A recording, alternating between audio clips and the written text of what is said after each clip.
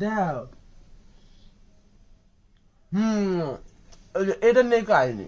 কাহিনীটা হচ্ছে আমার বউ আমাকে বলছিল, মানে সবাই খাওয়ার সময় অনেক বিরক্ত করছে, ডিস্টার্ব করছি, আবার দুই পাওয়ার মাথার উপর দিচ্ছিলাম।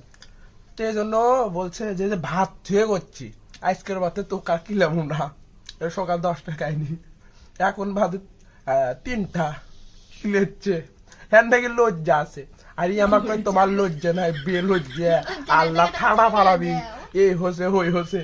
আর ওই যে আমার খিলেচ্ছে, ওর সেই লজ্জা, ওই বে লজ্জা না, ওর ওপর আল্লাহ ঠাড়া পালাবি না।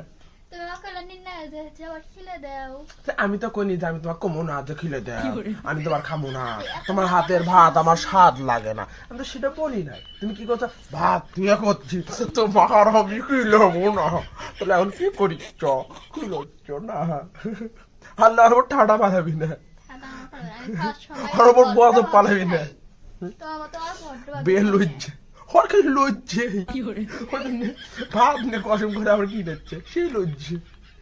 আরেকবার দাও তো, আরেকবার দে, একটু খাই, ফটস করে দাও, আরেকবার খাই। গাইস দেখো, দাও।